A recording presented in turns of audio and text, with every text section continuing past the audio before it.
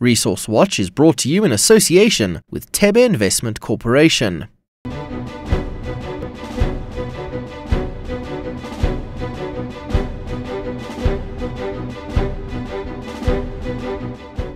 Africa's resource boom offers the hope of economic growth to many countries on the continent. Welcome to Resource Watch, where we look at what's making news in this all-important sector and we bring you the market movements and speak to the experts. I'm Nozi Pombandro. Let's kick off with our weekly market wrap.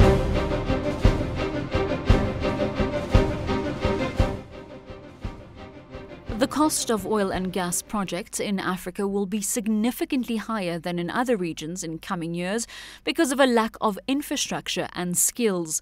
Research firm Global Data predicts capital expenditure here will account for 8% of the global total. Projects planned in Nigeria, Angola and Gabon will cost a lot more because equipment, materials and labour will need to be imported. Meanwhile, it looks likely that a ministerial panel will revisit South Africa's proposed oil and gas legislation with a view to deciding whether it encourages foreign investment. Mines Minister Nqako Ramatlhodi says government wants to unlock investment as quickly as possible.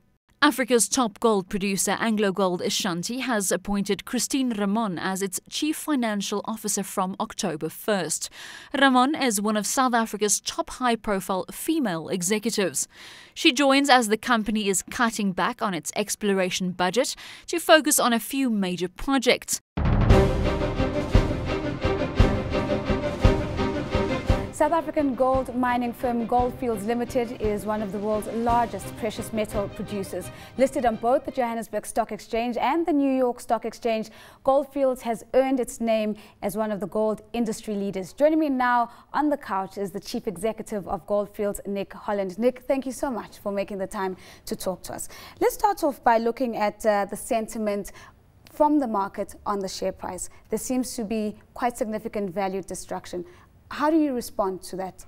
Well, first of all, if you look at the gold industry at large around the world, we've seen a massive sell-off in gold stocks around the world. And what we often do is look at ourselves versus the gold price, but also against the peer group.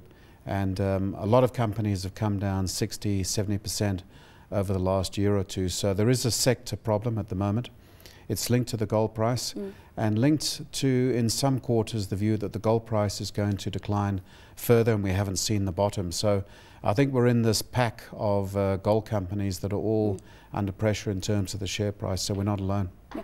In light of those sectorial challenges, what's your game plan? How do you want to ensure that Goldfields is going to ride this wave? Well, what we've done is we've restructured the company starting in the middle of 2012. Because we saw the need to already restructure the company to make it more profitable even before the gold price went down. And right now we are generating more cash based on the first quarter's results this year than any of the other top 10 companies. So we've gone through massive restructuring. We've taken out almost $500 million of costs last year. We have dropped our overall unit cost base by about 25%. So we're back in the black and we're making money. So I'm pleased that at these sort of prices we're able to restructure and withstand what's happened to us. A big part of that restructuring has also been dealing with the human resources side of the equation.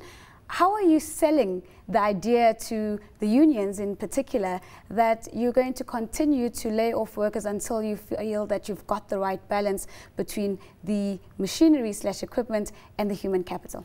Well, fortunately in our situation we don't have a huge number of employees because all of our operations around the world are mechanized operations. In fact, globally we employ 10,000 people and in South Africa there's 4,000 people. We have gone through a restructuring process at South Deep, our only build-up mine in South Africa.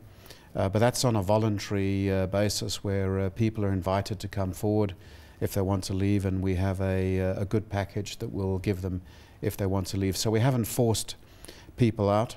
And then across the rest of the world, we did go through some restructuring where we took out marginal production. And also we did separation packages, which were done largely on a consulting basis. So our workforce has worked with us to get the restructuring done. 500 people out of a possible 4,000, that is a big number when we put that into context. And we've heard the unions, in particular Frans Boleni, being very vocal about them not going to accept the layoffs that are being proposed. How are you going to surmount that hurdle? I think layoffs in the mining industry here are something we'd all like to avoid. So what we try and do is we consult with the unions, we consult with labour. They understand where we need to get to. And where we can, we help people to get redeployed into other industries. The one unfortunate reality of the South African mining industry is that it does need to mechanise. It does need to innovate to survive. And that is by necessity going to mean that there will be impact on jobs. And what we need to do as an industry and as a country is embrace that and work out how we can make that work for everyone. South Africa is in strike season. There's been a lot of rumblings of a possible gold sector strike. In a conversation I had with Cheryl Carolus 2 weeks ago, she said there was no way that Goldfields was going to be a walkover, but that you were open to engaging. We've just seen the platinum strike. It lasted 5 months. Can you survive 5 months? Well, fortunately, we have a 2-year wage deal, which runs all the way through until June next year. So right now we're not in negotiating mode, and we've got almost a year ahead of us before we get to that. So we're covered at this stage, and so far the National Union of Mine Workers and other unions have always honoured their agreements.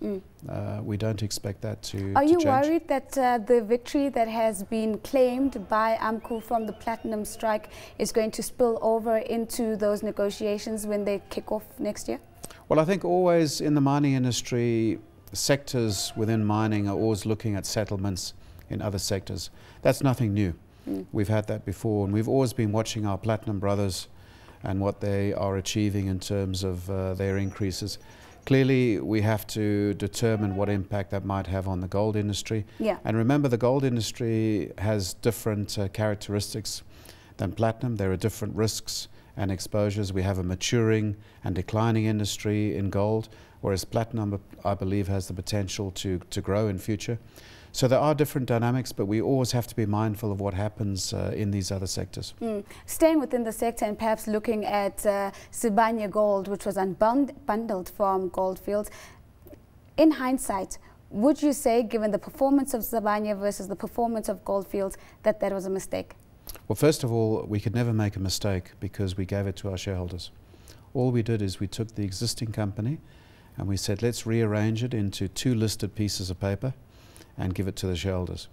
And one will obviously go up, the other will move sideways or go down.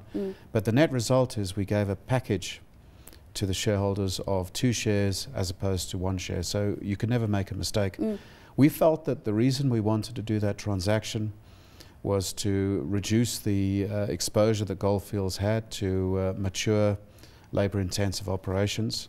And at the same time, by liberating those mines and the management team, we put them in charge of their cash flows and said to them, you now need to fend for yourself and do the best you can to survive. And I think they've done a great job. Let's look outside of South Africa in particular. Let's go to Ghana in the west of the continent, where there's been some difficulties being experienced there. How has this influenced your view for further penetration, in particular into the continent, in light of what we're seeing in markets like Ghana? Well, certainly Ghana is a country we know well. We're the largest gold producer there. We've been there for 21 years, and we're very close to all of the stakeholders in the country. We think it's one of the most stable places to operate in Africa, certainly in West Africa. And how many countries go through an election where one government gets voted out, they accept it, they walk, and the other guys step in? So there's a long track record of adhering to the rule of law. There's a lot of infrastructure development going on. We like Ghana. We see the potential for further investment down the road. And we like the West African hub. You've got to be focused, but we think that's one of the best places for us to focus. Likely to see more growth or an investment in that part of the continent on the part of Goldfields? Well, we're certainly looking around West Africa. Countries like Mali, of course Ghana, Burkina Faso. potentially Senegal. Those are the areas in West Africa that we like. Let's take a final question, just looking at an update on that BEE deal. One, we know that we have been updated that it is under investigation by the US Securities and Exchange Commission, but there's one answer that remains elusive. One is for either Goldfields to justify the choice of BEE partners, or on the other end to admit that no due diligence was done. Which was it?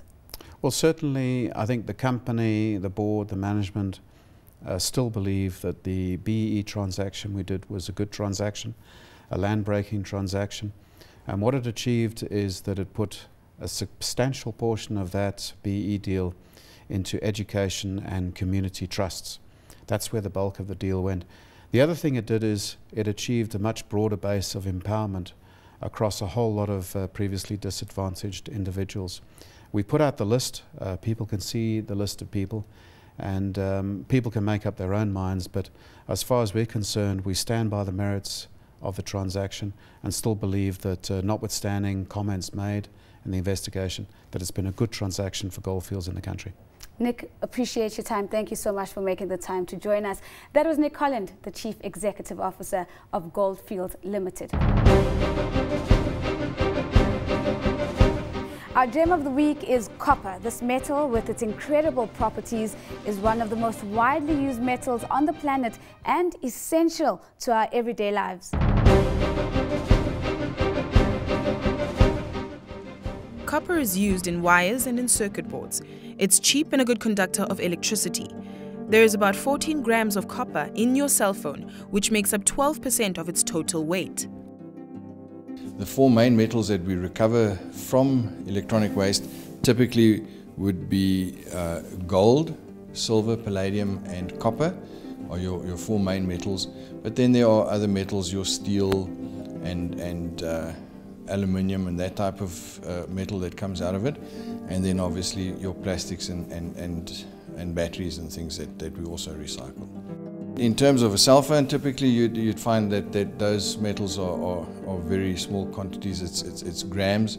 If we work it back into per ton, the range is anything between 40 and 50 grams of gold in a lower grade board, which would come out of normal appliances, to about 180 grams of gold per ton that you would find in a cell phone board, which would rank amongst the higher grade board. Cell phones are far more valuable today because of the metals. That explains the high prices we pay today. But there must be strict rules in place to regulate the extraction process. We really need to emphasize the need for responsible recycling.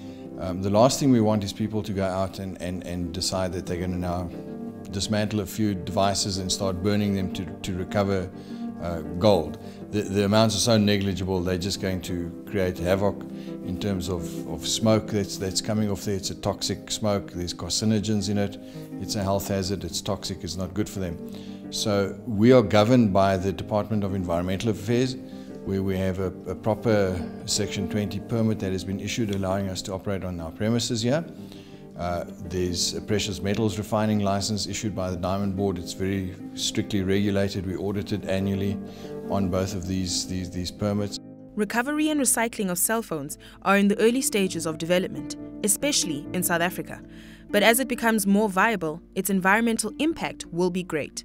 Ayanda Sowazi for Resource Watch.